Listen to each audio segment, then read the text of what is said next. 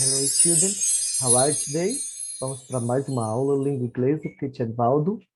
Hoje, o professor vai explicar para vocês a segunda condicional, mas eu irei revisar as outras também, né? A primeira, a zero, a primeira, a segunda. Então, para vocês relembrarem os tempos verbais, alguns tempos verbais, o professor vai explicar um pouquinho, revisando. Primeiro, eu irei revisar o futuro simples. E também eu irei revisar com vocês o presente simples e o passado, o simple past. Vamos começar com o presente, o simple present. O presente simples, qual é a estrutura do presente simples? A estrutura do presente simples, em frases afirmativas, nós usamos da seguinte forma. Positiva, né? Ou seja, frase afirmativa. Primeiro vem o sujeito, né? He, she, it, I, you, we, you e they. Observe que tem um S. Quando que eu uso esse S? Então, eu uso S para fazer o quê? Eu uso S para colocar no verbo em frases afirmativas. Não quer dizer que é plural, né? Então, não confunda com plural, porque não é plural. Com he, she, it, ou seja, se tiver o nome de uma pessoa também, he é para homem, né? Para um homem, ele, she é ela, it, ele ou ela, animais e objetos. Mas se vier uma frase na afirmativa, é afirmativa, frase afirmativa. Só pode usar o S no verbo. E quando for he, she, it, terceira pessoa do singular, né? I, you, we, they, não usa o S. Na negativa, não usa mais o S, ó, no verbo start. Você usa o do ou does. Eu uso does para quais pessoas? He, she, it. Pode ser does not ou doesn't. He doesn't start. Ele não começou, né? She doesn't start. Ela não começou e assim vai, né? No, no plural, no plural. E essas pessoas, por exemplo, I, you, we, you e they, usa do, o verbo do, só que aquilo não é um verbo exatamente, ele é um auxiliar, né? Do not ou don't. I don't start. Eu não comecei. E assim vai, né? Então, does para he, she, it e do para as outras pessoas. Também nós temos as questões. Question. As questões começam com do e does, depois o sujeito. Pode ser nome de pessoas ou os pronomes, porque os pronomes servem para substituir nomes de pessoas. Aí tem os exemplos aqui abaixo. We, é, nós temos com you aqui um exemplo. You like it. Você gosta disso. Você gosta dele, né? You like it. Você gosta dele. Does she like it? Ela gosta dele, né? Observe, tem um S aqui porque é uma frase afirmativa. Quando for com he, she, it, o sujeito aqui é he, né? Tem um S, não quer dizer que está no plural. Agora, vamos revisar o futuro, né? Deixa o professor colocar aqui para vocês. Só um momentinho. No futuro, no futuro, no futuro, nós temos o quê? Simple future tense. Futuro simples. O futuro, você usa o will, né? Em frases afirmativas. I will go to the Thailand. Observe, primeiro vem o sujeito, pode ser nome de pessoas ou pronomes. O verbo permanece na base form, na forma normal, né? E o complemento. Então, sujeito, auxiliar, né? Will e verbo normal e complemento. Na negativa, eu irei para a Tailândia. Na negativa, como vai ficar? I will not ou I won't. Pode ser won't, won't, do jeito que está aqui acima, won't. Ou pode ser will not. Eu não irei para a Tailândia. Na interrogativa, o will vem primeiro. Will you go to Thailand? Então, é uma pergunta. Essa é a forma do futuro.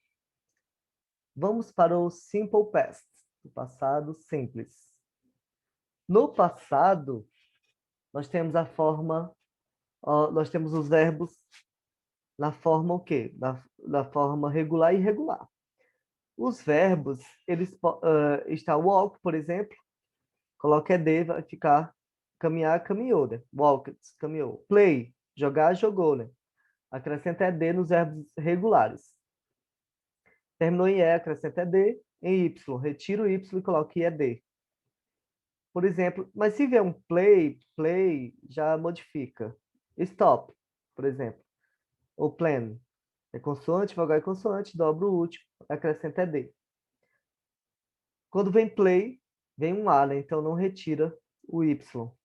Essa regrinha é diferente com Y. Só que existe também os verbos irregulares, né? Essa tabelinha, você encontra essa tabela dos verbos irregulares no dicionário ou na internet. Por exemplo, o verbo accept vai ficar accepts, achieve, achieved, aid, aided. Aqui é presente e passado, então vai ficar desse jeito, no passado. Vamos para as condicionais. As condicionais nós vamos começar a estudar pela primeira condicional. Aqui é a segunda. O professor vai usar o site Só Língua Inglesa. Vocês podem colocar condicionais Só Língua Inglesa. Tem atividades, tem tudo mais. Essa é a primeira condicional. E vamos para o Zero Conditional. A condicional zero. A condicional zero, qual é a estrutura dela? Vamos lá? Let's go. A condicional, ela começa com if, mais presente simples e presente simples. Professor, o que é esse if? Esse if é o se. Então, se você olhar, essa segunda frase, ó, tem um if no início. O que quer dizer ela? O que quer dizer é que ela está no presente simples e é uma condição. Após a vírgula, é o resultado, é a oração principal, main clause. As duas partes dessa oração estão no presente simples. O verbo está no presente simples e o outro verbo no presente simples. Por que que não usei um S aqui? Como eu expliquei para vocês, só usa S com he, she, it. Aqui é you, ó. Então, não uso S e só em frases afirmativas. Aqui, por exemplo, tem um S. Professor, mas essa primeira frase aqui não tem vírgula. Por quê? Não tem vírgula porque o if veio no final da frase. Quando vier no final a oração condicional, uma condição, quando tem if é condição, né? Condicional. Não usa vírgula, comma. Vamos ler aí, por favor. Fish die if they stay out of water. Os peixes morrem se ficar fora d'água. A segunda começou com if. Se você esquentar a água com mais de 100 graus Celsius, ela ferve. Metal expands if you heat them. Metais se expandem se você os esquenta. Então, não tem vírgula também, porque o if veio no final, né? A oração condicional veio no final. Quando que eu uso a oração condicional? Expressar situações que são sempre verdades. Por exemplo, if you press the button, the machine starts to work. Se você apertar um botão, as máquinas começam a funcionar. Então é uma verdade, né? Para dar uma instrução, please tell me if you have any problems. Por favor, ligue para mim se você tiver algum problema. Então, ordens ou instruções. A próxima página que nós temos aqui é a first conditional. A primeira condicional. A primeira condicional, o início aqui é presente, como o professor explicou. Se a frase for negativa, não usa o verbo no S. Aqui é negativa, está no presente. É do e does, na negativa. Do ou does. Usou does porque é he, she, it, o sujeito. E a segunda frase, a segunda parte da oração, você vai usar o futuro. Como o professor falou, coloca o will, mas o verbo já fica no futuro. Se não chover, irei para a praia. Então, você usa para falar sobre o quê? Ações possíveis ou prováveis que acontecerão no futuro. São as probabilidades. Por isso que eu uso o will. O will é para indicar uma probabilidade, uma previsão, né? Aqui usou o antes, na negativa. Observe que veio no início, não tem o S, ó. O if veio depois. Então, não tem o S. Essa aqui é a primeira condicional, né?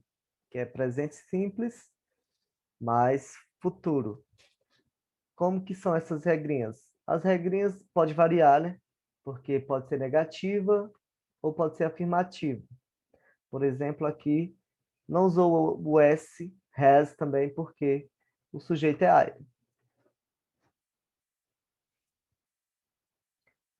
Aí tem algumas observações.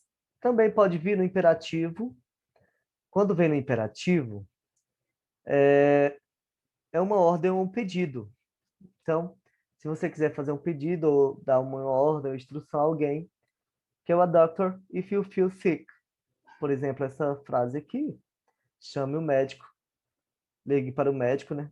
Se você se sente mal ou doente. Próxima condicional é a segunda condicional. Já a estrutura da segunda condicional é passado simples com if, mas os modal verbs na oração principal, né? Na main clause. A oração principal é a que não tem o S. Todas que eu expliquei, né?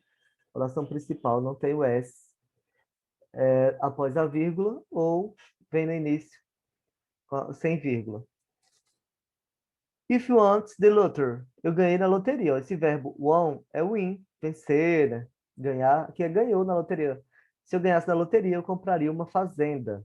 Usou o would. São os modal verbs, verbos modais. Pode ser would, could, may, might, should, no infinitivo sem to. Então, você vai usar um desses aqui.